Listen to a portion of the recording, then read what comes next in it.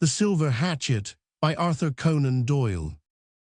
On the 3rd of December 1861, Dr. Otto von Hopstein, Regius Professor of Comparative Anatomy of the University of Budapest and curator of the Academical Museum, was foully and brutally murdered within a stone's throw of the entrance to the college quadrangle. Besides the eminent position of the victim and his popularity amongst both students and townsfolk, there were other circumstances which excited public interest very strongly and drew general attention throughout Austria and Hungary to this murder. The Pester Abendblatt of the following day had an article upon it, which may still be consulted by the curious, and from which I translate a few passages giving a succinct account of the circumstances under which the crime was committed and the peculiar features in the case which puzzled the Hungarian police. It appears, said that very excellent paper, that Professor von Hopstein left the university about 4:30 in the afternoon in order to meet the train which is due from Vienna at 5:03. He was accompanied by his old and dear friend, Herr Wilhelm Schlesinger, sub-curator of the museum and private docent of chemistry. The object of these two gentlemen in meeting this particular train was to receive the legacy bequeathed by Graf von Schulling to the University of Budapest. It is well known that this unfortunate nobleman, whose tragic fate is still fresh in the recollection of the public, left his unique collection of medieval weapons, as well as several priceless black-letter editions, to enrich the already celebrated museum of his alma mater. The worthy professor was too much of an enthusiast in such matters to entrust the reception or care of this valuable legacy to any subordinate, and, with the assistance of Herr Schlesinger, he succeeded in removing the whole collection from the train and stowing it away in a light cart which had been sent by the university authorities. Most of the books and more fragile articles were packed in cases of pinewood, but many of the weapons were simply done round with straw, so that considerable labor was involved in moving them all. The professor was so nervous, however, lest any of them should be injured, that he refused to allow any of the railway employees Eisenbahndiener to assist. Every article was carried across the platform by Herr Schlesinger and handed to Professor von Hopstein in the cart, who packed it away. When everything was in, the two gentlemen, still faithful to their charge, drove back to the university, the professor being in excellent spirits and not a little proud of the physical exertion which he had shown himself capable of. He made some joking allusion to it to Reinmal, the janitor, who, with his friend Skiffer, a Bohemian Jew, met the cart on its return and unloaded the contents. Leaving his curiosities safe in the storeroom and locking the door, the professor handed the key to his sub-curator and, bidding everyone good evening, departed in the direction of his lodgings. Schlesinger took a last look to reassure himself that all was right and also went off, leaving Reinmal and his friend Skiffer smoking in the janitor's lodge. At 11 o'clock, about an hour and a half after von Hopstein's departure, a soldier of the 14th Regiment of Jaeger, passing the front of the university on his way to barracks, came upon the lifeless body of the professor lying a little way from the side of the road. He had fallen upon his face, with both hands stretched out. His head was literally split in two halves by a tremendous blow, which, it is conjectured, must have been struck from behind, there remaining a peaceful smile upon the old man's face, as if he had been still dwelling upon his new archaeological acquisition when death had overtaken him.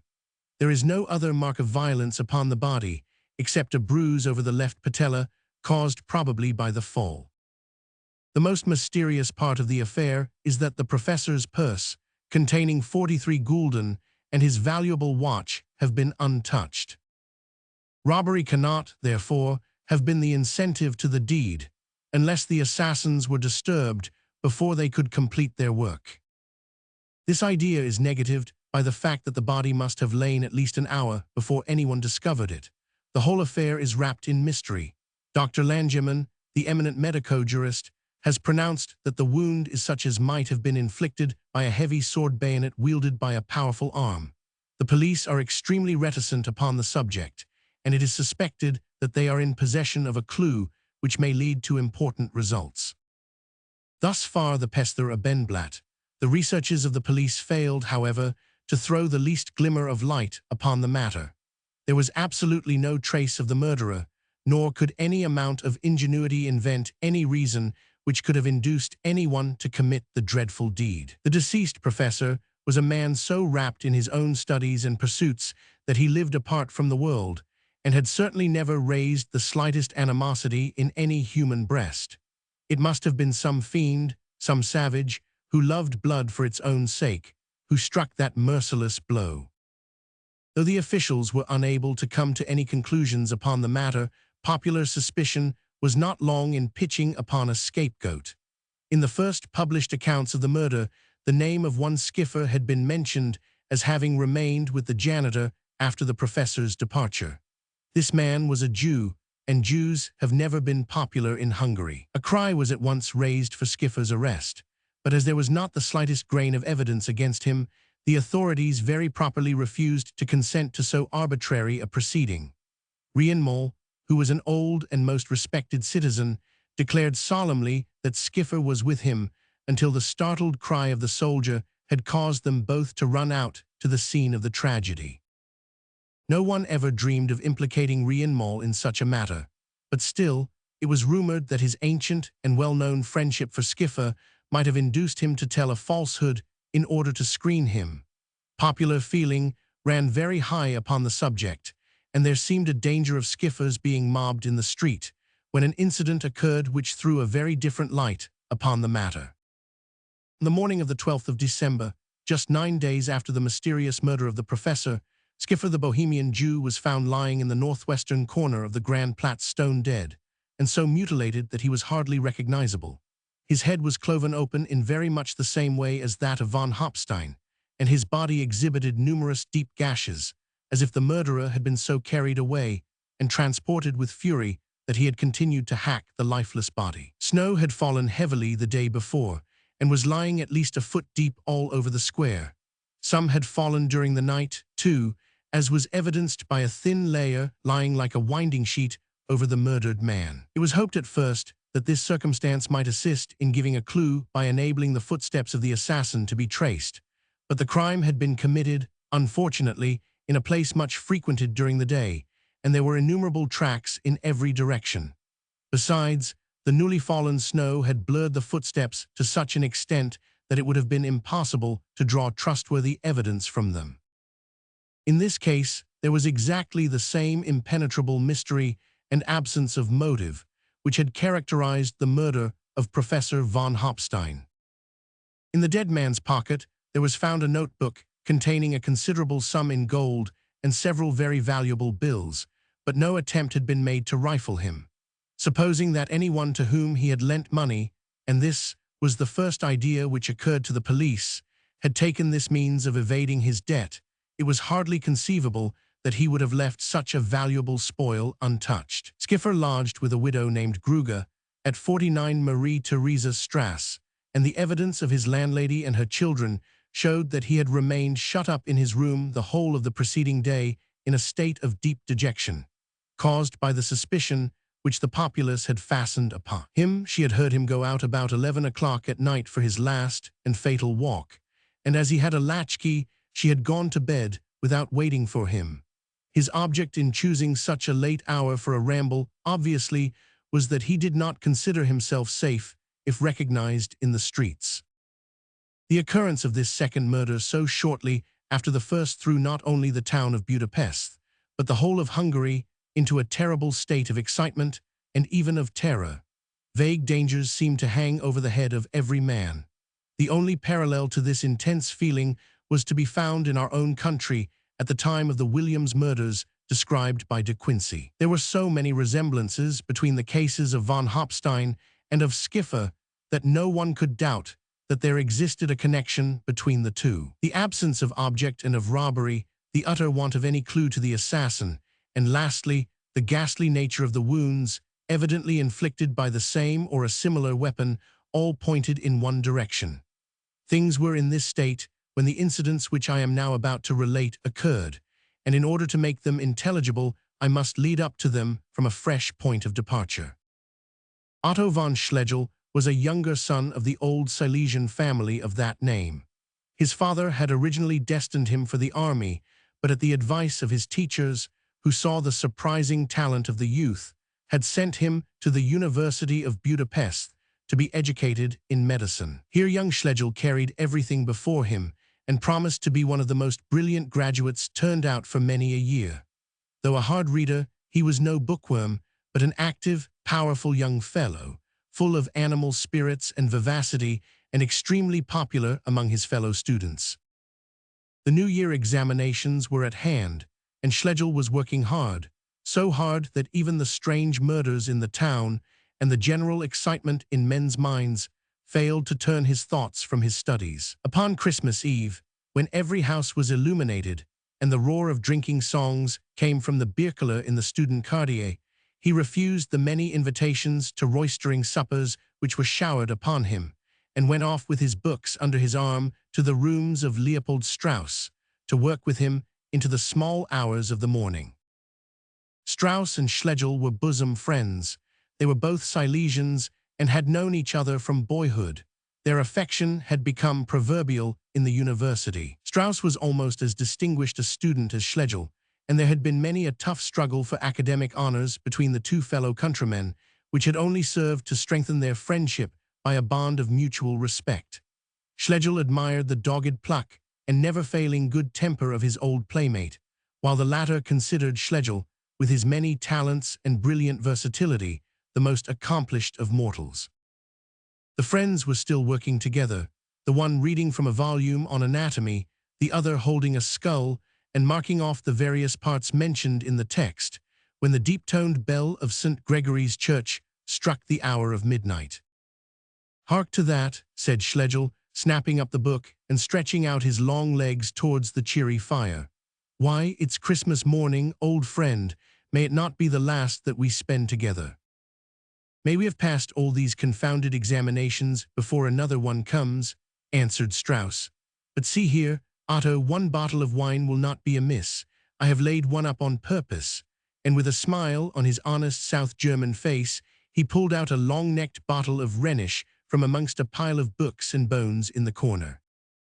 "It is a night to be comfortable indoors," said Otto von Schlegel, looking out at the snowy landscape, "for tea's bleak and bitter enough outside." "Good health, Leopold." "Liebe Hock," replied his companion, "it is a comfort indeed to forget sphenoid bones and ethmoid bones, if it be but for a moment. And what is the news of the corps, Otto? Has Grob fought the Swabian?" "They fight tomorrow," said von Schlegel. "I fear that our man will lose his beauty, for he is short in the arm. Yet activity and skill may do much for him. They say his hanging guard is perfection." "And what else is the news amongst the students?" asked Strauss. "They talk, I believe, of nothing but the murders, but I have worked hard of late, as you know, and hear little of the gossip." "Have you had time," inquired Strauss, "to look over the books and the weapons which our dear old professor was so concerned about the very day he met his death? They say they are well worth a visit." "I saw them today," said Schlegel, lighting his pipe. "Rienmol, the janitor, showed me over the storeroom, and I helped to label many of them from the original catalogue of Graf Schelling's museum. As far as we can see, there is but one article missing of all the collection." "One missing?" exclaimed Strauss. "That would grieve old von Hopstein's ghost. Is it anything of value?" "It is described as an antique hatchet with a head of steel and a handle of chased silver. We have applied to the railway company, and no doubt it will be found." "I trust so," echoed Strauss, and the conversation drifted off into other channels. The fire was burning low, and the bottle of Rhenish was empty before the two friends rose from their chairs, and von Schlegel prepared to depart.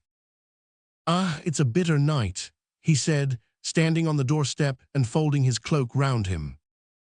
"Why, Leopold, you have your cap on. You are not going out, are you?" "Yes, I am coming with you," said Strauss, shutting the door behind him. "I feel heavy," he continued, taking his friend's arm and walking down the street with him.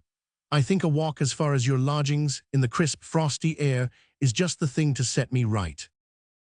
The two students went down Stephenstrasse together and across Julienplatz, talking on a variety of topics.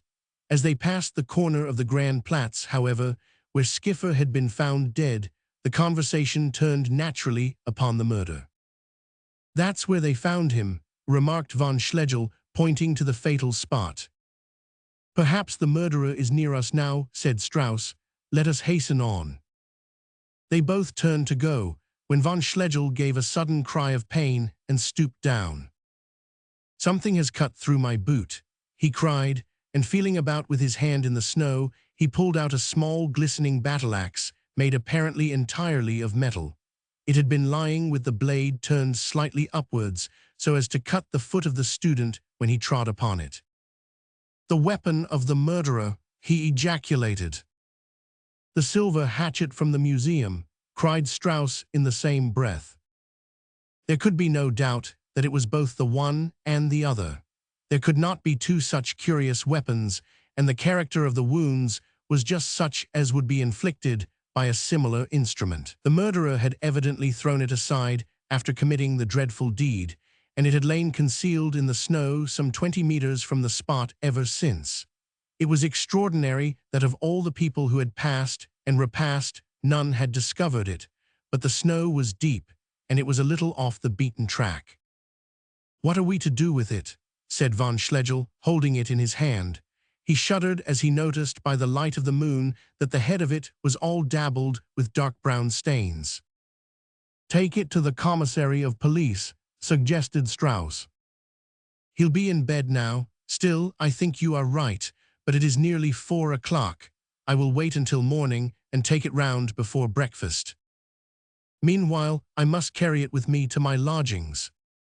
"That is the best plan," said his friend, and the two walked on together talking of the remarkable find which they had made.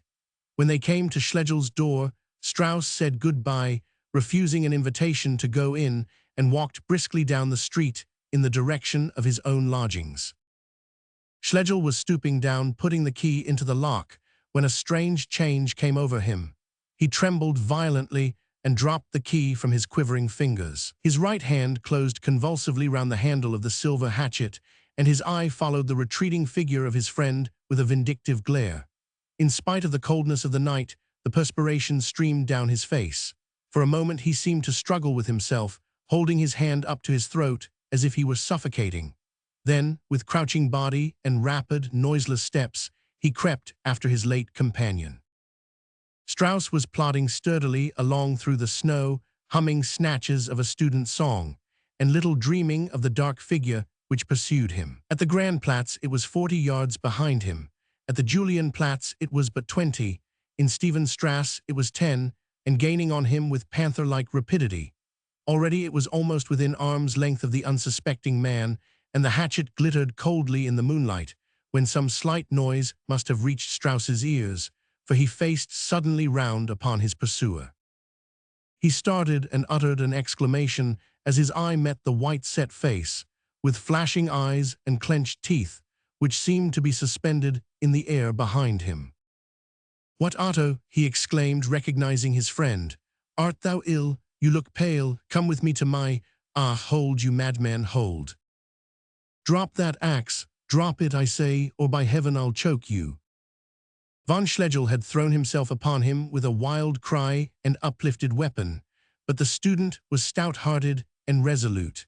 He rushed inside the sweep of the hatchet and caught his assailant round the waist, narrowly escaping a blow which would have cloven his head. The two staggered for a moment in a deadly wrestle, Schlegel endeavoring to shorten his weapon, but Strauss, with a desperate wrench, managed to bring him to the ground, and they rolled together in the snow, Strauss clinging to the other's right arm and shouting frantically for assistance. It was as well that he did so, for Schlegel would certainly have succeeded in freeing his arm had it not been for the arrival of two stalwart gendarmes, attracted by the uproar. Even then, the three of them found it difficult to overcome the maniacal strength of Schlegel, and they were utterly unable to wrench the silver hatchet from his grasp.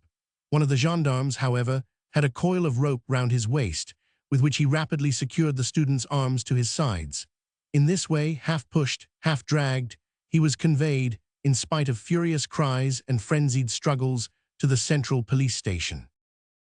Strauss assisted in coercing his former friend and accompanied the police to the station, protesting loudly at the same time against any unnecessary violence and giving it as his opinion that a lunatic asylum would be a more fitting place for the prisoner. The events of the last half-hour had been so sudden and inexplicable that he felt quite dazed himself. What did it all mean? It was certain that his old friend from boyhood had attempted to murder him and had nearly succeeded. Was von Schlegel then the murderer of Professor von Hopstein and of the Bohemian Jew? Strauss felt that it was impossible, for the Jew was not even known to him, and the professor had been his especial favorite. He followed mechanically to the police station, lost in grief and amazement. Inspector Baumgarten, one of the most energetic and best known of the police officials, was on duty in the absence of the commissary. He was a wiry little active man, quiet and retiring in his habits, but possessed of great sagacity and a vigilance which never relaxed. Now, though he had had a 6 hours vigil, he sat as erect as ever, with his pen behind his ear, at his official desk, while his friend, Sub-Inspector Winkle, snored in a chair at the side of the stove. Even the inspector's usually immovable features betrayed surprise, however, when the door was flung open and von Schlegel was dragged in with pale face and disordered clothes, the silver hatchet still grasped firmly in his hand. Still more surprised was he when Strauss and the gendarmes gave their account, which was duly entered in the official register. Young man," said Inspector Baumgarten, laying down his pen and fixing his eyes sternly upon the prisoner. "This is pretty work for Christmas morning. Why have you done this thing?" "God knows," cried von Schlegel, covering his face with his hands and dropping the hatchet. A change had come over him, his fury and excitement were gone, and he seemed utterly prostrated with grief. "You have rendered yourself liable to a strong suspicion of having committed the other murders which have disgraced our city." No, indeed," said von Schlegel earnestly. "God forbid. At least you are guilty of attempting the life of Herr Leopold Strauss, the dearest friend I have in the world." Groaned the student. "Oh, how could I? His being your friend makes your crime 10 times more heinous," said the inspector severely. "Remove him for the remainder of the night to the— but steady, who comes here?" The door was pushed open, and a man came into the room, so haggard and careworn that he looked more like a ghost than a human being. He tottered as he walked, and had to clutch at the backs of the chairs as he approached the inspector's desk. It was hard to recognize in this miserable-looking object the once cheerful and rubicund sub-curator of the museum and private docent of chemistry, Herr Wilhelm Schlesinger. The practiced eye of Baumgarten, however, was not to be baffled by any change. "Good morning, mein Herr," he said. "You are up early. No doubt the reason is that you have heard that one of your students, von Schlegel, is arrested for attempting the life of Leopold Strauss." "No, I have come for myself," said Schlesinger, speaking huskily and putting his hand up to his throat. "I have come to ease my soul of the weight of a great sin, though God knows an unmeditated one. It was I who— but merciful heavens, there it is, the horrid thing. Oh, that I had never seen it." He shrank back in a paroxysm of terror, glaring at the silver hatchet where it lay upon the floor, and pointing at it with his emaciated hand. "There it lies," he yelled. "Look at it. It has come to condemn me. See that brown rust on it. Do you know what that is? That is the blood of my dearest, best friend, Professor von Hopstein. I saw it gush over the very handle as I drove the blade through his brain. Mein Gott, I see it now." "Sub-Inspector Winkle," said Baumgarten, endeavoring to preserve his official austerity, "you will arrest this man, charged on his own confession with the murder of the late professor. I also deliver into your hands von Schlegel here, charged with a murderous assault upon Herr Strauss. You will also keep this hatchet." Here he picked it from the floor, "which has apparently been used for both crimes." Wilhelm Schlesinger had been leaning against the table, with a face of ashy paleness. As the inspector ceased speaking, he looked up excitedly. "What did you say?" he cried. "Von Schlegel attacks Strauss, the 2 dearest friends in the college. I slay my old master. It is magic, I say. It is a charm. There is a spell upon us. It is, I have it. It is that hatchet, that thrice accursed hatchet." And he pointed convulsively at the weapon which Inspector Baumgarten still held in his hand. The inspector smiled contemptuously. "Restrain yourself, Mainherr," he said.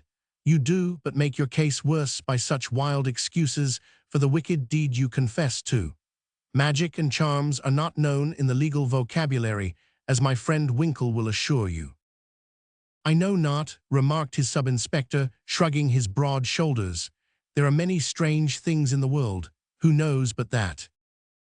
"What?" roared Inspector Baumgarten furiously. "You would undertake to contradict me? You would set up your opinion? You would be the champion of these accursed murderers? Fool, miserable fool, your hour has come." And rushing at the astounded Winkle, he dealt a blow at him with the silver hatchet, which would certainly have justified his last assertion had it not been that, in his fury, he overlooked the lowness of the rafters above his head. The blade of the hatchet struck one of these and remained there quivering, while the handle was splintered into 1,000 pieces.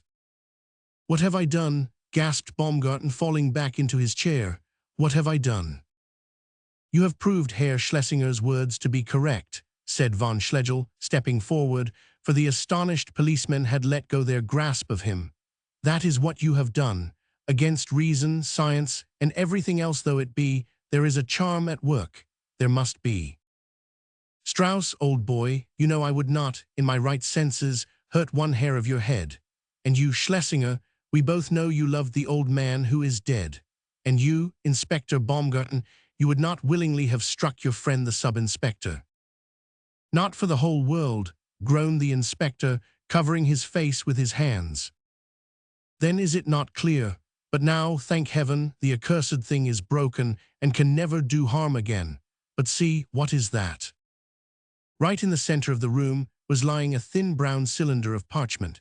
One glance at the fragments of the handle of the weapon showed that it had been hollow.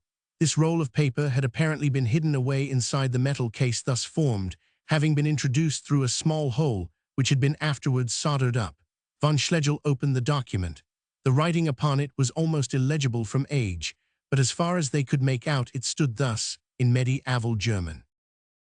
"Dieswaf benutzt Max von Erlachingen, Johanna Bodek zu ermorden, deshalb beschuldige ich, Johann Bodek, mittels der Macht welch mir als Mitglied des Konsuls, des Rothen Cruises verliehen wird, dieselb mit dieser Unthat. Mag sie anderen denselben Schmers verisachen, den sie mir verisagt hat. Mag jede Hand die sie ergreift mit dem Blut, eines Fruns gerothet sein." Which may be roughly translated: "This weapon was used by Max von Erlachingen for the murder of Johanna Bodek. Therefore do I, Johann Bodek, accurse it by the power which has been bequeathed to me as one of the Council of the Rosy Cross. May it deal to others the grief which it has dealt to me. May every hand that grasps it be reddened in the blood of a friend." There was a dead silence in the room when von Schlegel had finished spelling out this strange document. As he put it down, Strauss laid his hand affectionately upon his arm. "No such proof is needed by me, old friend," he said. "At the very moment that you struck at me, I forgave you in my heart. I well know that if the poor professor were in the room, he would say as much to Herr Wilhelm Schlesinger." "Gentlemen," remarked the inspector, standing up and resuming his official tones, "this affair, strange as it is, must be treated according to rule and precedent. Sub-Inspector Winkle, as your superior officer, I command you to arrest me upon a charge of murderously assaulting you. You will commit me to prison for the night, together with Herr von Schlegel and Herr Wilhelm Schlesinger. We shall take our trial at the coming sitting of the judges.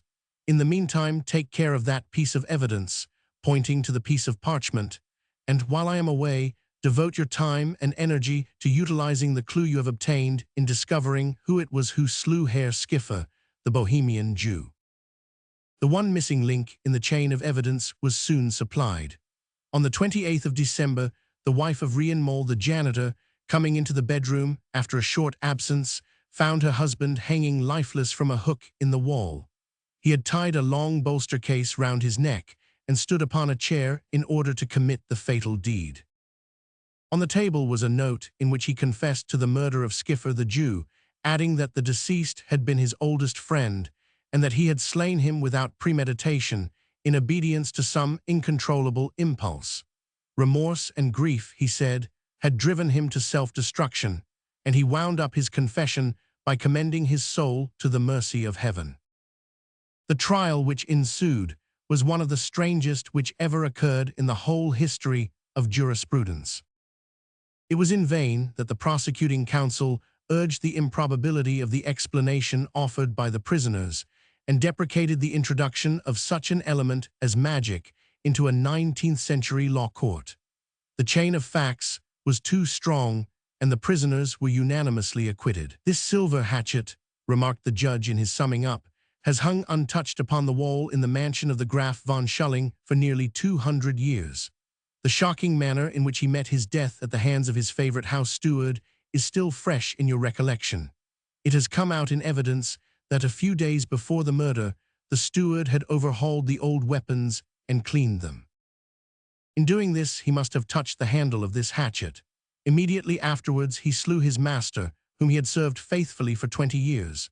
The weapon then came, in conformity with the Count's will, to Budapest, where at the station, Herr Wilhelm Schlesinger grasped it, and within 2 hours used it against the person of the deceased professor. The next man whom we find touching it is the janitor Rienmal, who helped to remove the weapons from the cart to the storeroom. At the first opportunity, he buried it in the body of his friend Skillful.